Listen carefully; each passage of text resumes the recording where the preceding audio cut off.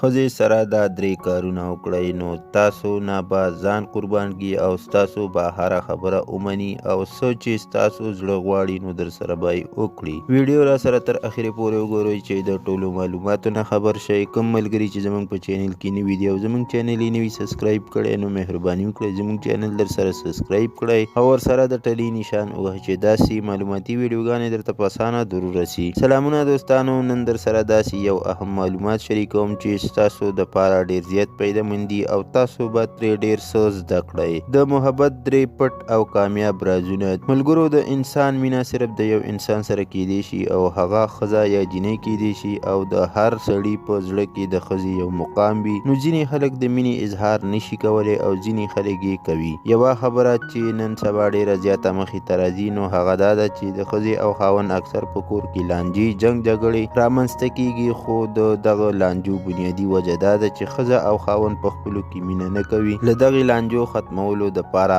اول دا چې خاوند لا پکار دي چې د ښځې سره په مینې خبرې کوي او د هغې د حسن صفت وکړي.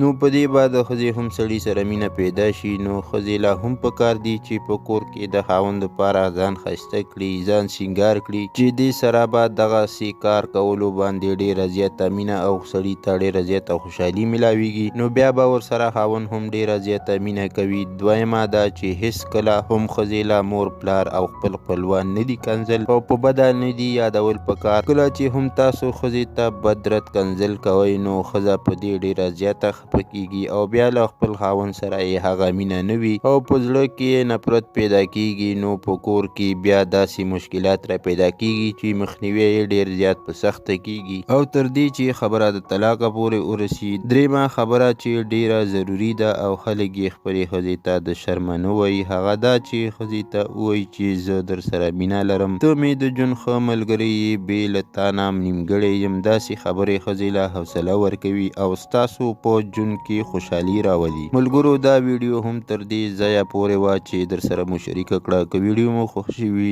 لایک شیر کړئ، چینل در سره ضرور سبسکرایب کړئ. مننه کوم چې ویډیو را سره تر اخره پورې وکتله او د بلې ویډیو پورې دلو الله پامان.